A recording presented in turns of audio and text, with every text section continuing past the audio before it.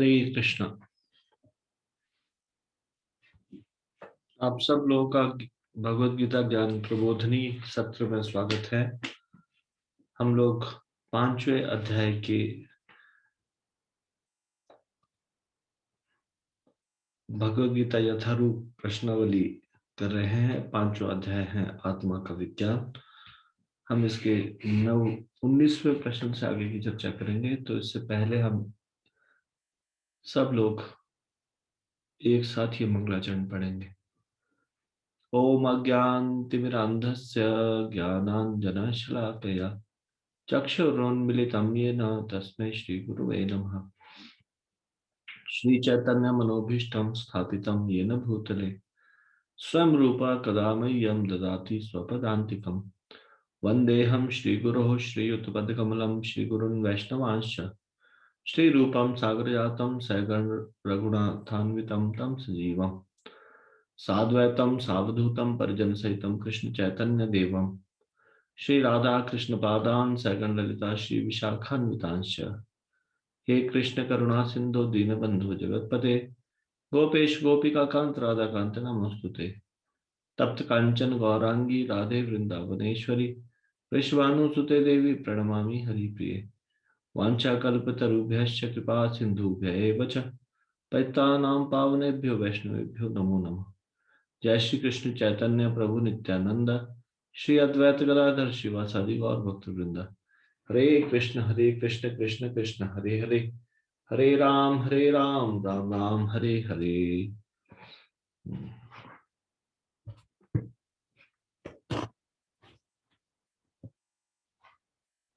19वां प्रश्न है, यदि कोई हृदयस्थ आत्मा को खोज नहीं पाता तब भी वह इसकी उपस्थिति को कैसे जान पाता है?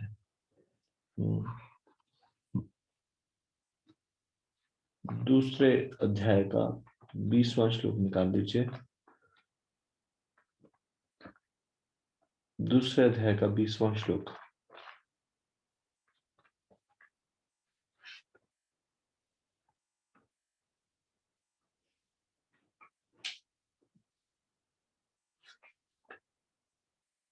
तो हमने ये उस दिन दूसरे अध्याय का 20वां श्लोक पढ़ा था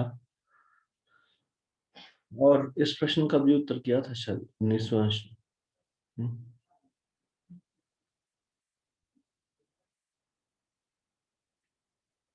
यदि कोई हृदय आत्मा को नहीं खोज पाता तब भी वो आत्मा की उपस्थिति कैसे जान पाता है? चेतना की उपस्थिति से जान पाता है। ये हमने किया था। जैसे सूर्य नहीं भी दिखाई देता, बादलों से ढका होता है, फिर भी प्रकाश सदैव विद्यमान रहता है और प्रकाश के कारण हम समझ सकते हैं कि कहीं ना कहीं सूर्य है। सुबह के समय में सूर्य नहीं आया होता तो भी सुबह सुबह हल्का हल्का प्रकाश आना शुरू होता है, तो हम समझ जाते हैं कि सूर्य आने वाला है या सूर्य कहीं एग्जिस्ट करता है, तभी ये प्रकाश। वैसे ही चेतना शरीर में होती है तो हम उस शरीर में चेतना के कारण समझ पाते कि आत्मा भी है। ये हम उस दिन कर चुके कल। 20वां श्लोक।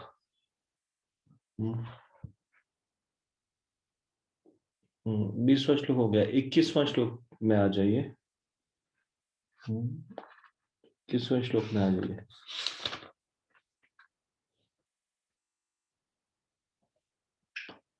वेदा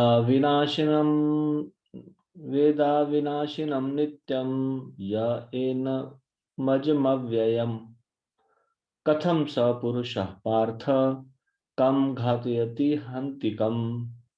हे पार्थ, जो व्यक्ति यह जानता है कि आत्मा अविनाशी, अजन्मा, शाश्वत तथा अव्यय है, वह भला किसी को कैसे मार सकता है या मरवा सकता है?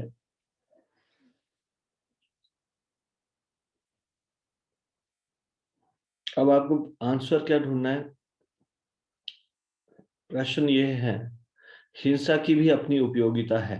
हिंसा के समुचित उपयोग का एक उदाहरण दीजिए।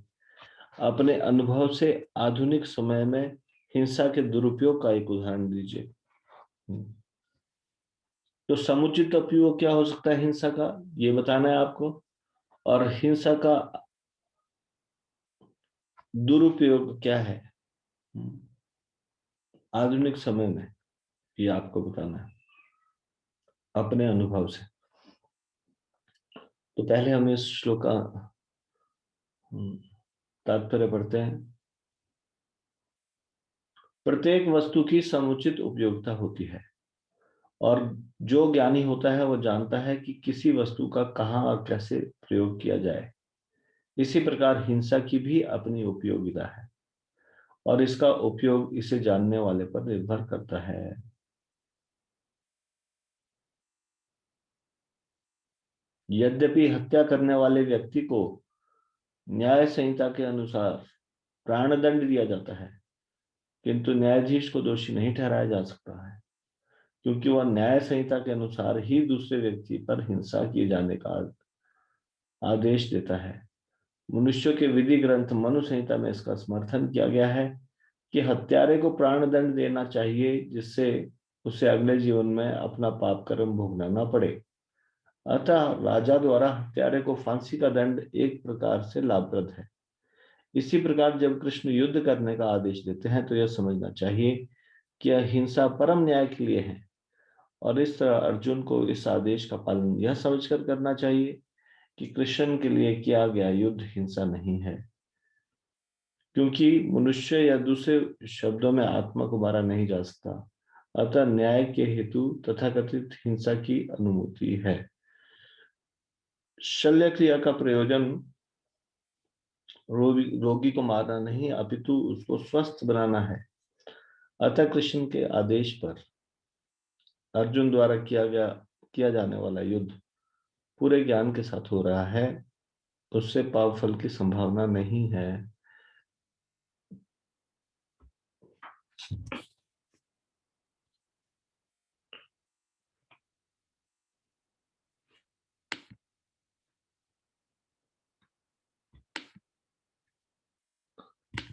तो कृपया करके आप बताइए यहाँ पे हिंसा की क्या समुचित उपयोगिता है, और हिंसा का दुरुपयोग का भी कोई उदाहरण दीजिए। प्लीज रेज योर हैंड, कृपया हाथ खड़ा कीजिए।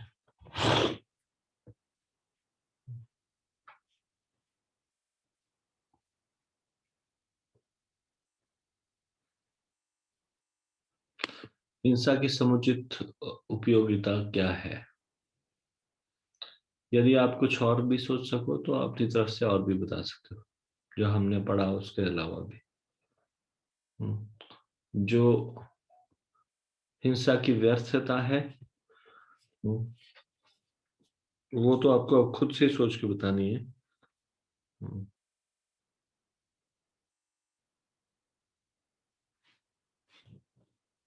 लेकिन हिंसा की उपयोगिता में भी यदि आप कुछ बता सकते तो।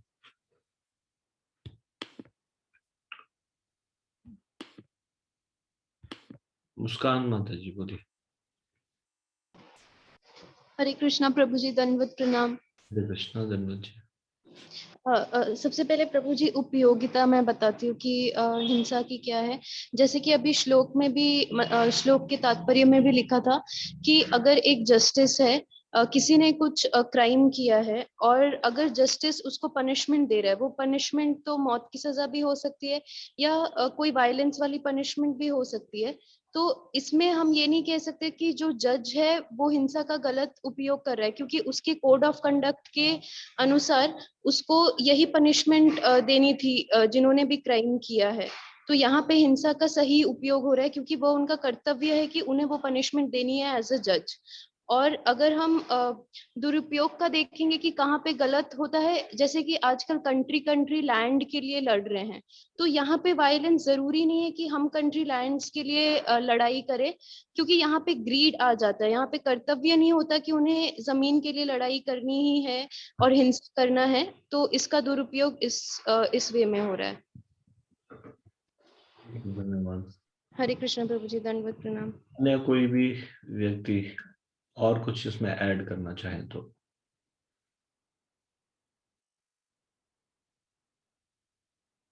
हिंसा का दुरुपयोग और हिंसा का सदुपयोग, कोई इसमें कुछ ऐड करना चाहते हैं जो अभी माता जी ने कहा? हरे कृष्णा प्रभु जी। मैं सत्यम, मेरे को आज मुस्कान, आज मेरा पहला लेक्चर है जो मैं सुन रहा हूँ। मेरे को मुस्कान ने रिकमेंड किया था सुनने के लिए। एक्चुअली मैं मुस्कान में ये ऐड करना चाहूंगा कि उन्होंने सब मीन बोला तो कि जज जो फैसला देते हैं और फिर उसके बाद उसके अनुसार उन्हें जो कल्प्रिट रहते हैं उनको सजा मिलती है। इसे देख के ना समाज वाले भी देखते हैं कि अच्छा इस चीज के लिए इसको ऐसे सजा मिली है, तो समाज वाले है ना, आई मीन जो जितने भी लोग हैं वो देखते हैं इस चीज को और वो उस गलती को करने से रोकते हैं खुद को। तो इस तरह से है ना हमारे जो लोग हैं वो मतलब गलत काम करने की तरफ आई मीन नहीं झुकते हैं। ठीक है, धन्यवाद। कोई और एग्जांपल है सदुपयोगिता का? जैसे एक जज वाला तो हुआ, हिंसा की सदुपयोगिता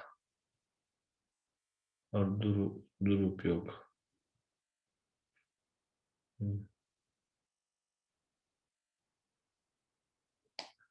एक और हमने पढ़ा था अभी तात्पर्य में,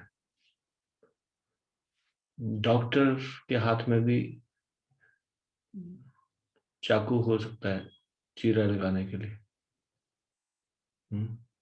किसी को फोड़ा हो जाए या फिर ऑपरेट करने के लिए चीर फाड़ कर सकता है डॉक्टर, लेकिन इसको क्या कहा जाएगा? ये हिंसा की जा रही है डॉक्टर के द्वारा? नहीं, ऐसा नहीं कहा जाएगा।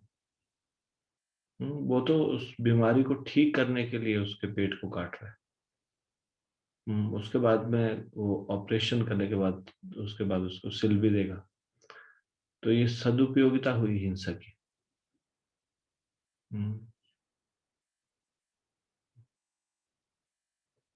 जैसे मान लीजिए इस देश में बेगुनाह नागरिकों को मार रहे हैं टेररिस्ट,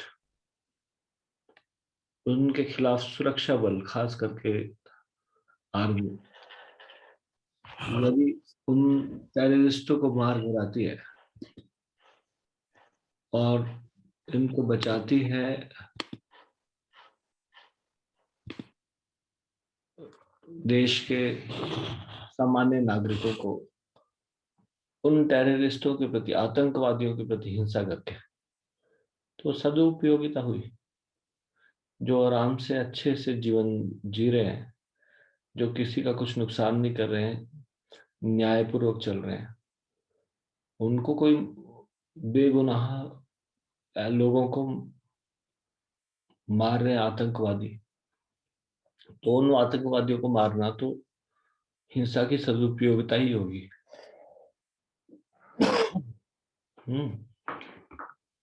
और कोई आप सोच सकते हो हिंसा की सदुपयोगिता के बारे में?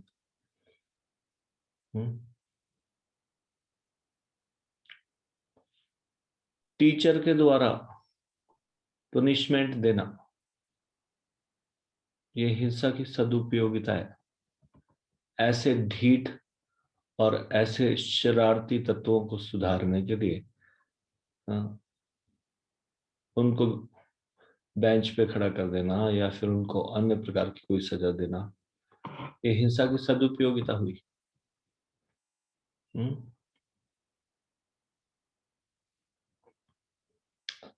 तो there can be number of example हिंसा की सदुपयोगिता।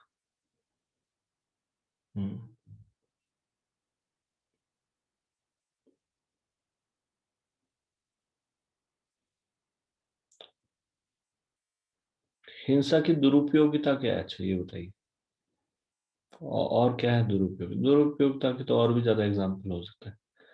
एनी वन ऑफ यू, अब खुद से सोचिए और बताइए हिंसा का दुरुपयोग क्या हो सकता है। और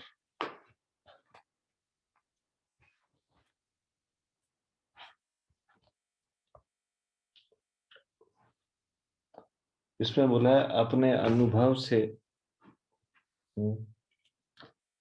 आधुनिक समय में हिंसा के दुरुपयोग का एक उदाहरण दीजिए।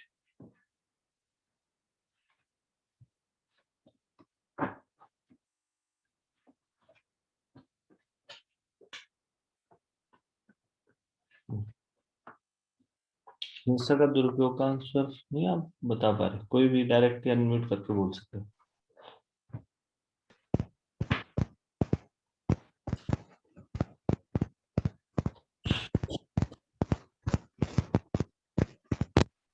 हरे कृष्ण प्रभु जी, प्रणाम।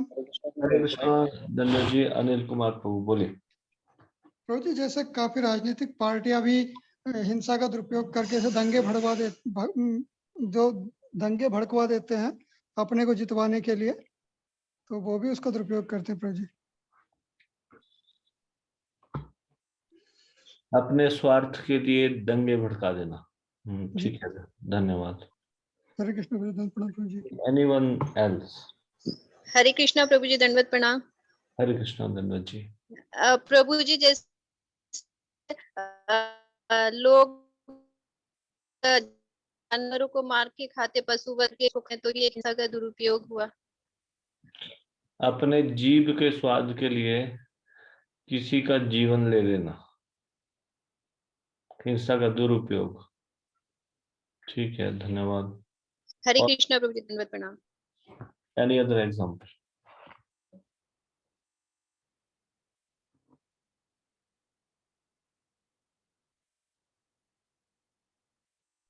हरे कृष्णा धन्यवाद जी। हिंसा का दुरुपयोग दूसरे की संपत्ति का मतलब हरण कर लेना, मतलब दूसरे की संपत्ति या दूसरे की स्त्री या धन उस प्रकार से हड़प लेना, ऐसे करना, ये दुरुपयोग है।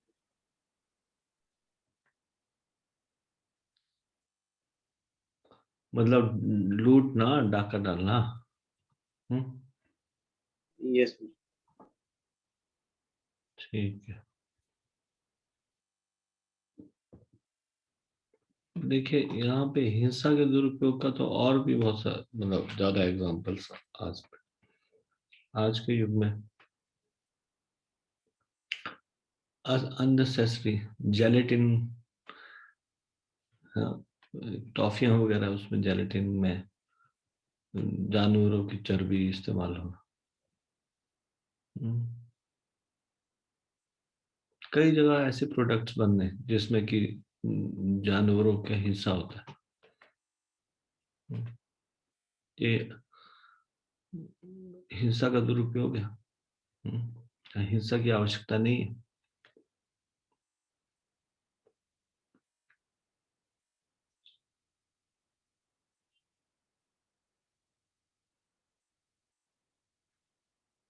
बड़े लेवल में नहीं, छोटे लेवल में हिंसा करना जिसमें हम सोचते हैं कि वो वास्तव में ये लाभ के कार्य के लिए की जा रही, अपने स्वार्थ के लिए जंगलों को काट डालना, अनावश्यक हिंसा करना, एक्सप्लॉयटेशन। विद्यावंत माता जी। हरे कृष्णा प्रभु जी, दंडवत प्रणाम। धन्यवाद जी। प्रभु जी, मेरे को एक डाउट है जो आपसे पूछना है। प्रभु जी, जो मेडिकल जैसे मेडिसिन वगैरह वो रिसर्च करते हैं, तो उसमें कई जानवरों के ऊपर टेस्ट करते हैं प्रभु जी, उनका कोई कसूर नहीं है, उनको मार डालते हैं उनके ऊपर टेस्ट करके, तो ये सदुपयोग है या दुरुपयोग है प्रभु जी? आप बताइए, आपको क्या लगता है? हाँ जी प्रभु जी। क्या लगता है आपको, क्या लगता है? एक तरफ से लगता है दुरुपयोग है, एक तरफ से लगता है सदुपयोग है। No one is entitled to take life of anyone. अपने लाभ के लिए किसी का जीवन लेने की अनुमति नहीं है इस प्रकार से। जैसे अपने घर के बच्चे को नहीं मार सकते, अगर मान लीजिए कोई बोले कि if you want to save some elder people in the house, okay, जो कम शक्ति वाला है उसको मार दो घर में। वैसे ही इस भगवान की सृष्टि में एक निर्बल है और एक सबल है, तो सबल निर्बल को इस तरह से नहीं मार सकते। भौतिक दृष्टि से लगेगा कि ये तो बड़ा उपयोग हुआ, लेकिन आध्यात्मिक दृष्टि से no one is entitled to do this. We will have to incur karma. There can be so many other ways to treat a person.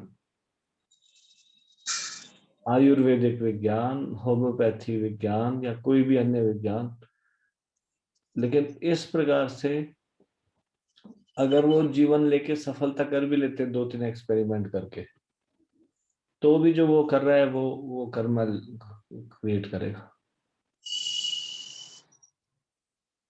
कुछ क्लियर हुआ? क्या है आंसर? सदुपयोग हुआ या दुरुपयोग हुआ? प्रभु जी दुरुपयोग ही हुआ। हाँ, ठीक है। हरे कृष्ण। थैंक यू प्रभु जी। जब हम किसी को जीवन दे नहीं सकते, हम किसी का जीवन ले नहीं सकते। जब हम किसी जीव पे दया नहीं करेंगे, हाउ कैन वी एक्सपेक्ट कि कृष्ण हम पे दया करें? We are not having any pity for this poor animal. Why should Krishna should have pity on us? हमारे ऊपर क्यों दया करे कृष्ण, जब हम कृष्ण की ही संतान, ये सारे जीवात्मा हमारे समान ही है। ये भी कभी मनुष्य रहे होंगे, अभी वो जानवर के शरीर में, जानवर के शरीर में। जैसे अगर किसी के घर में कोई बेकार का व्यक्ति पैदा हो जाए, बेकार मतलब जैसे कि अपंग या कुछ, तो हम उसका जीवन नहीं ले सकते क्योंकि वो बेकार है, उसको कोई उसका जीवन बेकार ही है। वैसे हमारी दृष्टि में इन जानवरों का जीवन बेकार है। They are also going through this process of transmigration. अपने पूर्व जन्मों के कर्मों के फल को भोग रहे हैं वो जानवर। यदि उसकी वो साइकिल को बीच में रोक दिया जाए और मान लीजिए उनको कष्ट भोगना है इतने समय, 20 वर्ष, आप उसको 10 वर्ष में ही उसको उसके कष्ट भोगने का अवधि को समाप्त कर दें, देन ही विल आपने उसके इस ट्रांसमाइग्रेशन में बाधा डाली, तो उसको 10 इयर्स भोगने के लिए दोबारा आना पड़ेगा। यानी कि आस्ते आस्ते उसका प्रोग्रेस का पाथ चल रहा था। अभी छोटे शरीर में था, फिर आस्ते आस्ते और बड़े शरीर में आते आते मनुष्य के शरीर में आ जाता, बहुत निम्न शरीरों से। लेकिन आप रुकावट पैदा कर रहे हो उसके लिए ट्रांसमाइग्रेशन में, भगवान के नियम में बाधा पहुंचा रहे हैं। तो दैट पर्सन विल इनकर Karma. Who has the right to kill anyone? No one has the right. We have not given anyone birth. माता पिता ने भी नहीं जन्म दिया है, तो भगवान ने जन्म देने वाले हैं, उनके नियम के अनुसार जन्म हुआ है। Who is the reason for anyone to come in this world? Parents, they are just medium. It is Krishna. ये प्रश्न तो प्रश्न उत्तर आ गया आपके। हाँ, कोई एग्जांपल और बताइए दुरुपयोग का। सोनल माता जी ने हाथ खड़ा किया। हरे कृष्णा प्रभु जी, दंडवत प्रणाम। प्रभु जी, मैं एनिमल से रिलेटेड ही कहना चाह रही हूँ कि बहुत सारी ऐसी जगह है, फैक्ट्रीज हैं, जहाँ पे बुचर हाउसेस के साथ में बहुत सारे एनिमल्स को किल करके उनसे तरह तरह के प्रोडक्ट्स बनाए जाते हैं, डेकोरेटिव आइटम्स जैसे बॉक्सेस हैं, ट्रेज हैं। तो in a way this is also not fair, because इतनी सारी स्पीशीज हैं और इंडिया के साथ साथ और भी देशों में वो एक्सटिंक्ट होती जा रही हैं कई स्पीशीज, क्योंकि उनको बहुत बड़े बड़े लाइक हाउसेस के लिए या बहुत बड़े बड़े बंगलों के लिए डेकोरेटिव आइटम्स बनाने के लिए यूज करते हैं उनकी स्किन को, इसमें व्हाइट राइनोसिरस है, अफ्रीकन बफेलो है, हिप्पोपोटामस, और भी बहुत सारी ऐसी हैं जो एंडेंजर्ड स्पीशीज हैं और वो एक्सटिंक्ट होती जा रही हैं। सो दिस इज ऑल्सो हिंसा का ये एक एग्जाम्पल है और बहुत बड़े लेवल पे हो रहा है प्रभु जी। हरे कृष्णा प्रभु जी, दंडवत प्रणाम।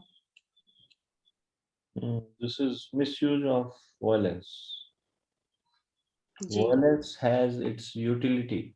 जो हमने चर्चा की थी, वायलेंस यूटिलिटी है वायलेंस का, लेकिन this is misuse of violence. ठीक है, धन्यवाद।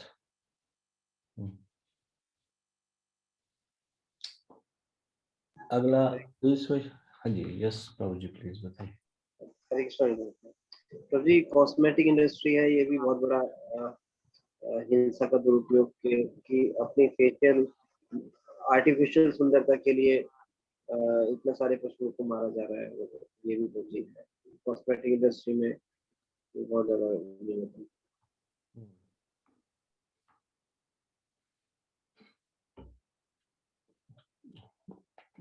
किसी भी जगह सुंदर दिखने के लिए किसी की जान ली जा सकती है, ये बड़ा आश्चर्य की बात है। सुंदर दिखने के लिए अगर हम कहें कि हमने जान नहीं दी है, तो जिसने प्रोडक्ट बनाया उसने जान ली, तो भी वो व्यक्ति दोषी है जो कि उन प्रोडक्ट्स को लेता है, क्योंकि वो प्रोडक्ट्स लेने के कारण ही उन जानवरों को मारा गया। There was one article earlier, उसमें उन्होंने बताया था कि कितना ज्यादा ये एनिमल्स का प्रोडक्ट, एनिमल्स को मारा जाने के कारण वो नॉन वेज प्रोडक्ट यूज होता है। ये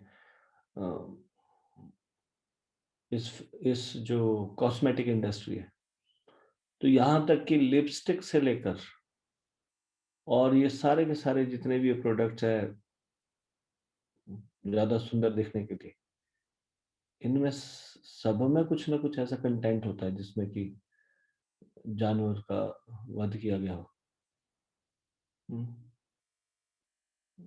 पहले के समय में जो आयुर्वेदिक उबटन होते थे या फिर face pack, Ayurvedic face pack होते थे, अभी तो इसकी जगह सब चेंज हो गई है। अभी तो इस प्रकार के नए नए उत्पादन करना शुरू कर दिया गया है जिसमें कि हिंसा है ही है।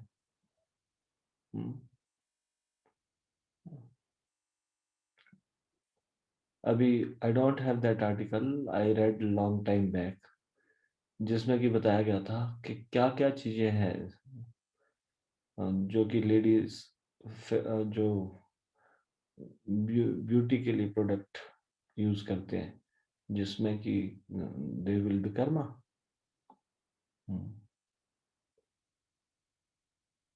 जानवर को मारा गया है उसके लिए, उसको बनाने के लिए, और जानवर का वध हो सिर्फ हमारे सुंदर दिखने के लिए। लानत है ऐसी सुंदरता पे। कहाँ डालनी है उस सुंदरता जो खून से रंगी हुई हो, जिसमें बहुत लोगों का खून हो रहा हो। Simple living and high thinking, this should be our motto. Devotee's motto is simple living, high thinking. सामान्य जीवन, उच्च विचार।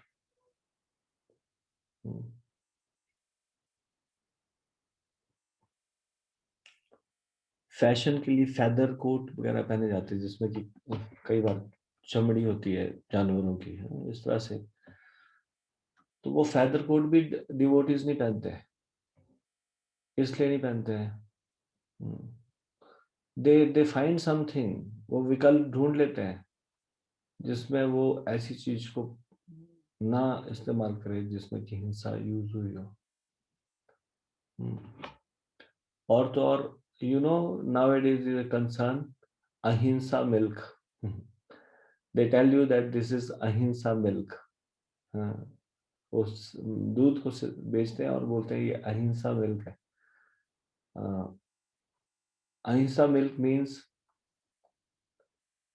ऐसा नहीं है कि उस बछड़े को अच्छे से दूध नहीं दिया गया और ज्यादा से ज्यादा उसका शोषण किया गया गाय का, नहीं। वो बोल रहे हैं वी आर फीडिंग प्रॉपरली उस बच्चे को, बछड़े को एक्स्ट्रा जो मिलता है हम दूध के लालच में उसका शोषण नहीं कर रहे। कई बार बछड़े को इतना सा दूध दिया जाता है जितना कि वो मरे न जिए, मतलब थोड़ा सा दूध दिया तो ठीक है, जान बची रहेगी उसमें, बाकी सारा दूध बेच रहे हैं धन के पीछे। इसमें भी हिंसा है। भगवान ने गाय को दूध दिया है अपने बछड़े को पिलाने के लिए, ना कि ग्वाले के द्वारा इस प्रकार से बेचने के लिए जिसको दूध, जिसके लिए दूध बना है उसको दिया ही ना जाए ढंग से। तो कई बार ऐसा करते हैं लालच में आके कुछ लोग। अगर तो वो बछड़ी है, गाय है, तो थोड़ा सा उसको पिला देंगे ताकि वो थोड़ा सा हेल्दी हो, क्योंकि वो और अच्छे से दूध देने वाली गाय बनेगी। अगर वो बछड़ा है तो सोचते हैं ये किस काम का, आजकल ट्रैक्टर चलते हैं, कोई कोई बैल का इस्तेमाल तो होता नहीं, तो उसको तो बिल्कुल भी नहीं देंगे दूध। और इस प्रकार से वो कार्मिक रिएक्शन क्रिएट होगा उस दूध में।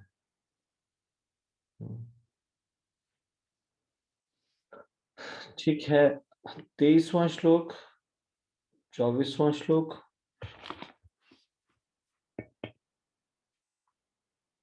26वां श्लोक और 29वां श्लोक, ये आप घर से पढ़ के आइए। ठीक है, पढ़ के आओगे। सेकंड चैप्टर का 23rd, कल हम चर्चा करेंगे इसमें। 23rd, 24, 26 और 29, 4 श्लोक आप पढ़ के आइए प्लीज, अच्छे से पढ़ के आइए ताकि आप डिस्कशन में भाग ले सके। भगवत गीता ज्ञान प्रबोधिनी की जय। श्रीमद् भगवत गीता की जय। शिल प्रभुपाद की जय। निताई गौर प्रेमानंदे। हरि हरि बोल।